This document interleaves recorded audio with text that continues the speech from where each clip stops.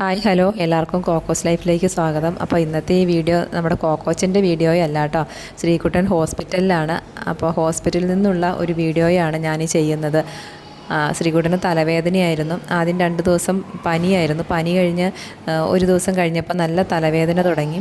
രാവിലെ എഴുന്നേറ്റപ്പോൾ തന്നെ നല്ല തല വിങ്ങി പൊട്ടുവാണമേ എന്ന് പറഞ്ഞുകൊണ്ടാണ് അവന് എണീറ്റത്.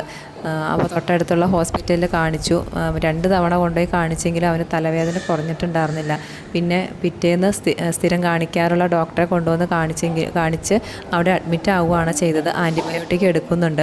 അപ്പോൾ ഈ ഒരു സമയത്താണ് ഞങ്ങൾ കോക്കോച്ചിനെ ഒരുപാട് മിസ് ചെയ്യുന്നു കേട്ടോ. മറ്റൊന്നുമല്ല, ശ്രീകുട്ടൻ തലവേദന എടുത്ത് ഒരു നൈറ്റ് മുഴുവനും നല്ല കരച്ചിലായിരുന്നു.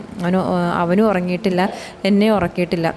ഒന്ന് കണ്ണടച്ച് വരുമ്പോഴത്തേക്ക് അമ്മയെ തലവേദന, അമ്മയെ തല പൊട്ടുവാണെന്ന് പറഞ്ഞിട്ട് നല്ല കരച്ചിലായിരുന്നു. അപ്പോൾ ഈ സമയമെല്ലാം കോക്കോ അവൻ ഉറങ്ങുന്നുണ്ടെങ്കിലും ഞാൻ എണീക്കുമ്പോഴെല്ലാം അവൻ കണ്ണ് തുറന്ന് ഞാൻ അടുക്കളയിൽ പോവുകയും വെള്ളം ചൂടാക്കുകയും അല്ലെങ്കിൽ ശ്രീകുട്ടന് മരുന്നെടുത്ത് കൊടുക്കുവാനും ഒക്കെ എഴുന്നേൽക്കുമ്പോൾ ഞാൻ എണീക്കുന്നതിൻ്റെ ഒപ്പം തന്നെ അവൻ എണീറ്റ് വരും.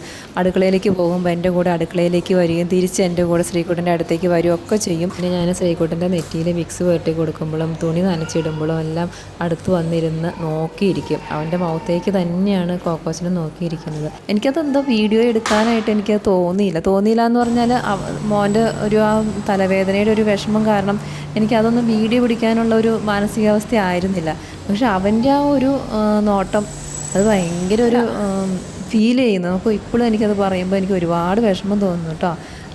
അവന് ശ്രീകുട്ടൻ്റെ നെറ്റിയിൽ കൈ തൊട്ട് നോക്കുകയൊക്കെ ചെയ്യുന്നുണ്ടായിരുന്നു. പിന്നെ നേരം പയ്യെ ഒന്ന് വെളുത്ത് കിട്ടിയപ്പോൾ ചേട്ടായി പിന്നെയും കിടക്കുവാണല്ലോ. അപ്പോൾ ആ ചേട്ടായി എണീക്കാത്തത് കൊണ്ട് അവസാനം അവൻ ചേട്ടായിയുടെ കാലെ പിടിച്ച് കടിക്കാൻ തുടങ്ങി. പിന്നെ ഞാൻ കോക്കോനെ അവിടെ നിന്ന് മാറ്റി കൊണ്ടുവന്ന് ഞാൻ വിട്ടു. വീണ്ടും അവൻ വന്നിട്ട് പിന്നെ ചേട്ടായി ചുരുണ്ട് കൂടി കിടന്നപ്പോൾ ചേട്ടായിയുടെ കാലിൻ്റെ ചോട്ടിൽ വന്ന് കിടക്കുമായിരുന്നു. അവനെന്താ തോന്നി, അവൻ്റെ ചേട്ടായിക്ക് എന്താ സുഖമില്ല എന്നുള്ളത് അവന് മനസ്സിലായി എന്ന് തോന്നുന്നു. എന്താണെന്ന് എനിക്കറിയില്ല കേട്ടോ പറയാനായിട്ട്. ഇത് കോക്കോച്ചൻ്റെ വീഡിയോ ശ്രീകുട്ടൻ്റെ ഫ്രണ്ട്സ് അടുത്ത് ഞങ്ങൾക്ക് അയച്ചിരിക്കുന്നതാണ് കേട്ടോ. എനിക്ക് വീഡിയോ കോളൊക്കെ ചെയ്ത് കോക്കോയിനെ കണ്ടായിരുന്നു. ഞങ്ങൾ സൗണ്ട് കേൾക്കുമ്പോൾ അവനിങ്ങനെ സ്നേഹത്തോടെയുള്ളൊരു വാലുപൊക്കലും ഒക്കെ കാണുന്നുണ്ടായിരുന്നു. അവന് സംസാരിക്കാൻ പറ്റുമായിരുന്നെങ്കിൽ ഒരുപക്ഷെ അവൻ ചോദിക്കുമായിരുന്നു ചേട്ടായി എന്തേ, അല്ലെങ്കിൽ ചേട്ടായിക്ക് എന്താ പറ്റിയെന്ന് അവൻ ചോദിക്കുമായിരുന്നു. ഞങ്ങളുടെ റൂമിൽ നിന്നും ഹോസ്പിറ്റലിൻ്റെ മുറ്റത്തേക്ക് നോക്കുമ്പോൾ ഉള്ളൊരു കാഴ്ചയാണ് കേട്ടോ. രൂപക്കൂടിന് ചുറ്റുമിട്ടിരിക്കുന്ന ഒരു ലൈറ്റാണ്. അപ്പോൾ ഞങ്ങളിങ്ങനെ ഇരിക്കുന്ന സമയത്ത് കോക്കോയിനെ കുറിച്ചാണ് എപ്പോഴും ഇങ്ങനെ പറയും. അപ്പോൾ ശ്രീകുട്ടൻ അതൊന്നും ഓർമ്മയില്ല. അപ്പോൾ ഞാൻ അവനോട് ഇങ്ങനെ പറഞ്ഞു, കോക്കോ ഇങ്ങനെയൊക്കെ ചെയ്തുമായിരുന്നു. അതുപോലെ തന്നെ ഞങ്ങൾ ഹോസ്പിറ്റലിലേക്ക് പോരാനായിട്ട് ഇറങ്ങുന്ന സമയത്ത് കാറിൽ കയറാൻ തുടങ്ങിയപ്പോൾ അവൻ വേഗം ആ ഡോറിൻ്റെ അവിടെ വന്ന് നിൽക്കുകയും പിന്നെ ഗേറ്റിൻ്റെ അവിടെ വന്ന് കാറ് പോകുന്നോടം വരെ അവനവിടെ നോക്കി നിൽക്കുകയും ഒക്കെ ആയിരുന്നു. ഇതൊന്നും എനിക്ക് വീഡിയോ എടുക്കാൻ പറ്റിയില്ല.